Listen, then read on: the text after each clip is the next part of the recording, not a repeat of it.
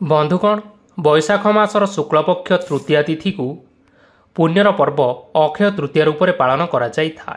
शास्त्र अनुसार यह कहुଯାଇଛି जे अक्षय तृतीया दिन धन प्राप्तिर उपाय पाई बहुत विशेष होता है। तेबे एही वर्ष पवित्र अक्षय तृतीया आसंता 10 तारिख शनिवार दिन पड़ुअछि। शास्त्र अनुसार यह मध्य कहुଯାଇଛି जे अक्षय तृतीया दिन बिना कौनसी मुहूर्त रे आपण किछि भी किणाकिणी करिपारिबे। तेबे एही दिन आपणक घर गाड़ी नुआ वस्त्र आभूषण एवं सुना गहना आदि मध्य किछि भी किणाकिणी करिपारिबे। एही दिन किछि भी किनिबा पई अत्यंत शुभकारी रहिता है। तेबे अक्षय तृतीया दिन एमिति किछि जिनिस रहिउछि जहा किनिले आपण धनवान होइजिबे। तेबे आज आमे आपण माननकु कहिबु जे पवित्र अक्षय तृतीया दिन सुना आउ रूपा छड़ा कौन किनिले आपणकु शुभ लाभ प्राप्ति होता है एवं माँ लक्ष्मी सबुदिन पाई आपणक घरे बास करिथांती। एथि सहित जदि आपण माने सुना और रूपा किनि पारुनाहांती बा अन्य कोनोसी जिनिस मध्य किनि पारुनाहांती तेबे कौन करी आपण माने माँ लक्ष्मींकर आशीर्वाद लाभ करिपारिबे। एवं वीडियो रे शेष रे रहिउछि शुभ अशुभ राशिफल विषय रे। तेबे सही सब विषय जानिबा पूर्व आपण मानक अनुरोध एही वीडियो को गोटे लाइक करि नियंतु एवं जदि आपण माने एपर्यंत आम चैनल को सब्सक्राइब करि नाहंती ताहाले वर्तमान ही सब्सक्राइब करि नियंतु।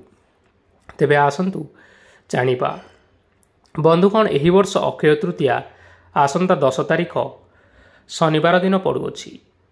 एही दिन श्रीक्षेत्र रे रथ निर्माण कार्यर अनुकूल करा जाय थाए। तेबे आसंतु जानि नेबा एही पवित्र दिन रे आपण कोन सबु घर को आनिबा द्वारा माँ लक्ष्मींकर विशेष कृपा दृष्टि आपणक घर और परिवार उपरे रही थाए।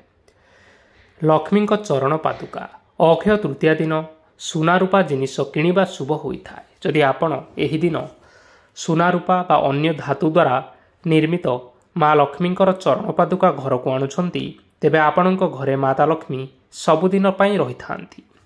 स्त्री जंत्र आपण माने समस्ते एही कथा बेस भल भाव जानिछंती जे माता लक्ष्मी को श्रीजंत्र बहुत पसंद होता है। तेबे अक्षय तृतीया दिन जदि आपण श्रीजंत्र घर को आनी थांती आउ नियमित रूप से पूजा करि थांती तेबे आपण को बहुत शुभ फल प्राप्ति होता है। कौड़ी आपण माने जानिछंती जे माँ लक्ष्मी भगवान समुद्र देवंक झी अटंती।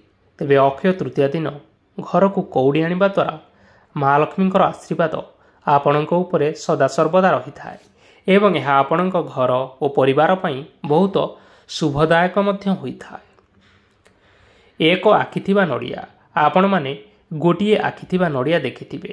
तेबे एही बळी नड़िया अक्षय तृतीया दिन घर को आनिले बहुत शुभ होता है एवं समस्त आर्थिक समस्या मध्य दूर होता है। बंधुगण शास्त्र अनुसार एही दिन सुना किनिबा अत्यंत शुभ बोली विवेचना करा जाए। विश्वास करा जाए जे जदि आमे एही दिन सुना किणु ताहले आम घरे केबे हेले टंका पैसार अभाव हुए ना। किंतु जदि आपण सुना किनि पारुनाहांती बा आमे उपरे कुहा जाइथिबा किछि भी जिनिस किनि पारुनाहांती तेबे आपण एही चारोटी काम करिबा द्वारा अनेक शुभ फल मध्य पाई परिबे। तेबे आसंतु जानि नेबा सही सबु शुभ काम गुड़िक विषय रे।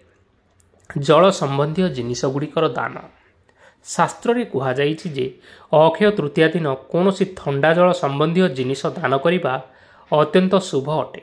कारण अक्षय तृतीया ग्रीष्म ऋतु रे आसे।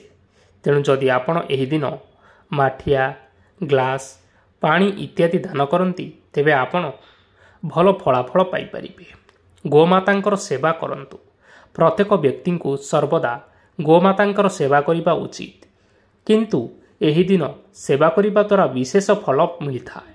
आपण माने एही दिन गाई को पानी रे गुड़ मिसाई खाइबा पाई दियंतु। एहा व्यतीत ज्योतिष शास्त्र रे कुहा जाइछि जे गोमाता को सेवा करिबा द्वारा व्यक्ति रोगमुक्त रु उपशम पाई थाए बा व्यक्तिर जेकोसी रोग रहिछि ताहा धीरे धीरे दूर हो जाई थाए। एहा सहित धन संपत्ति एवं सुख शांति मध्य प्राप्ति होई थाए।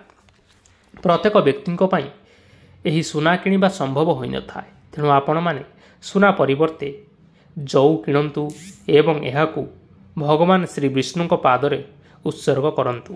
तापरे श्रीहरि को पूजा करंतु एवं एहा परे लाल रंगर कपड़ारे गुड़ाई ନିଜର ଆଲମାରିରେ ବା ଟଙ୍କା ରଖିବା ସ୍ଥାନରେ ରଖିଦିଅନ୍ତୁ। ଅକ୍ଷୟ ତୃତୀୟାରେ ଏହି ପ୍ରତିକାର ଗୁଡ଼ିକ କରି ଆପଣମାନେ ଶୁଭ ଫଳାଫଳ ପାଇପାରିବେ। ଖାଦ୍ୟ ମଧ୍ୟ ଦାନ କରିପାରିବେ। ଖାଦ୍ୟ ବା ଅନ୍ନ ଦାନ କରିବା ଦ୍ୱାରା ବ୍ୟକ୍ତିଙ୍କର 7 ଜନ୍ମର ପାପ କର୍ମ ପୁଣ୍ୟକର୍ମରେ ପରିଣତ ହୋଇଯାଇଥାଏ। ସେହିପରି ଅକ୍ଷୟ ତୃତୀୟା ଦିନ ଖାଦ୍ୟ ଦାନ କରିବା ଦ୍ୱାରା 100 ଗୁଣା ଅଧିକ ପୁଣ୍ୟଫଳ ମିଳିଥାଏ। ତେଣୁ ଏହି ଦିନ ଆପଣମାନେ ଆପଣଙ୍କର ନିକଟରେ ଥିବା କୌଣସି ଅଭାବୀ ଦୁଃଖୀ ବା ଗରିବ ବ୍ୟକ୍ତିଙ୍କୁ ଚାଉଳ ଅଟା କିମ୍ବା କୌଣସି ଶସ୍ୟ ଆଦି ଦାନ କରିପାରିବେ। ଯଦି ଆପଣ ରନ୍ଧାଯାଇଥିବା ଖାଦ୍ୟ ଦାନ କରନ୍ତି ତାହେଲେ ଆହୁରି ଅଧିକା ଶୁଭଫଳ ମଧ୍ୟ ମିଳିଥାଏ। ଏଥିସହିତ ଜ୍ୟୋତିଷ ଶାସ୍ତ୍ର ଅନୁସାରେ ଚଳିତ ବର୍ଷ ଅକ୍ଷୟ ତୃତୀୟା ଦିନ ଗ୍ରହ ନକ୍ଷତ୍ରମାନଙ୍କର ସ୍ଥାନରେ ବହୁତ ଗୁଡ଼ିଏ ପରିବର୍ତ୍ତନ ହେବା ପାଇଁ ଯାଉଅଛି। ଏହି ସବୁ ପରିବର୍ତ୍ତନକୁ ଆମେ ଗ୍ରହମାନଙ୍କ ମଧ୍ୟରେ ଏକ ମହାସଂଯୋଗ ଘଟୁଛି ବୋଲି କହିଥାଉ। ସାଧାରଣତଃ ଗ୍ରହ ନକ୍ଷତ୍ରମାନଙ୍କର ଅବସ୍ଥାନରେ ପରିବର୍ତ୍ତନ ହେବା ଦ୍ୱାରା ଏହିସବୁ ଶୁଭ ସଂଯୋଗ ଘଟିଥାଏ। ଦୀର୍ଘ 151 ବର୍ଷ ପରେ ଏହିଭଳି ମହାସଂଯୋଗ ଘଟୁଥିବାରୁ ଏହା ହେଉଛି ସର୍ବସିଦ୍ଧି ମହାସଂଯୋଗ। ଏହି ସର୍ବସିଦ୍ଧି ମହାସଂଯୋଗ ଫଳରେ ରାଶିଚକ୍ରରେ ରହିଥିବା 12 କୋଟି ରାଶିମାନଙ୍କ ମଧ୍ୟରୁ କେବଳ 5ଟି ରାଶିର ବ୍ୟକ୍ତିବିଶେଷ ମାନଙ୍କ ଉପରେ ମା ଲକ୍ଷ୍ମୀଙ୍କର ଆଶୀର୍ବାଦ ପ୍ରାପ୍ତ ହେବା ପାଇଁ ଯାଉଅଛି। ଏହି ରାଶିର ବ୍ୟକ୍ତିମାନଙ୍କର ଭାଗ୍ୟରେ ଅନେକ ପରିବର୍ତ୍ତନ ଦେଖାଦେବା ପାଇଁ ଯାଉଅଛି। ତେବେ ଆସନ୍ତୁ ଜାଣିବା ସେହିସବୁ ରାଶିମାନଙ୍କ ବିଷୟରେ।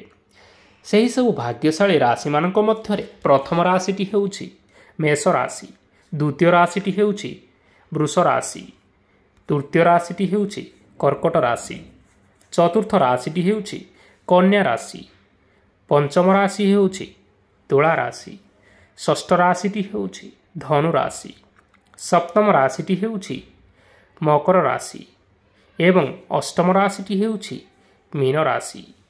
ବନ୍ଧୁଗଣ, ଏହିସବୁ ରାଶିମାନଙ୍କ ଭାଗ୍ୟରେ ଏହି ପବିତ୍ର ଅକ୍ଷୟ ତୃତୀୟା ପରଠାରୁ ଶୁଭ ଫଳାଫଳ ମିଳିବା ପାଇଁ ଯାଉଅଛି। ତେବେ ବନ୍ଧୁଗଣ, ଆଶା କରୁଛୁ ଆପଣମାନଙ୍କୁ ଏହି ଭିଡ଼ିଓଟି ନିଶ୍ଚୟ ପସନ୍ଦ ଆସିଥିବ। ଯଦି ଆପଣମାନଙ୍କୁ ଏହି ଭିଡ଼ିଓଟି ପସନ୍ଦ ଆସିଥାଏ ତେବେ ଆପଣମାନେ ଆପଣମାନଙ୍କ ପ୍ରିୟଜନମାନଙ୍କ ସହିତ ଏହି ଭିଡ଼ିଓକୁ ସେୟାର କରିଦିଅନ୍ତୁ। ଏଥିସହିତ କମେଣ୍ଟ ବକ୍ସରେ ଜୟ ମା ଲକ୍ଷ୍ମୀ ନିଶ୍ଚୟ ଲେଖନ୍ତୁ ଏବଂ ଆପଣମାନେ ଆମ ଚ୍ୟାନେଲ ସହିତ ଯୋଡ଼ି ହୋଇ ରହିବା ପାଇଁ ଆମ ଚ୍ୟାନେଲକୁ ସବସ୍କ୍ରାଇବ୍ କରିନିଅନ୍ତୁ ଏବଂ ପାଖରେ ଆସୁଥିବା ବେଲ୍ ଆଇକନ୍କୁ ମଧ୍ୟ ପ୍ରେସ୍ କରିନିଅନ୍ତୁ। ଏଥିସହିତ ଯଦି ଆପଣମାନେ ଏହି ଭିଡ଼ିଓକୁ ଏପର୍ଯ୍ୟନ୍ତ ଲାଇକ୍ କରିନାହାନ୍ତି ତାହେଲେ ଲାଇକ୍ ବଟନ୍କୁ ପ୍ରେସ୍ କରି ଲାଇକ୍ କରିନିଅନ୍ତୁ ଏବଂ ଆମର ନୂତନ ଭିଡ଼ିଓକୁ ଉପଭୋଗ କରନ୍ତୁ। ଆଶା କରୁଛୁ ଆପଣମାନଙ୍କର ଦିନଟି ଶୁଭମୟ ହେଉ। ଧନ୍ୟବାଦ।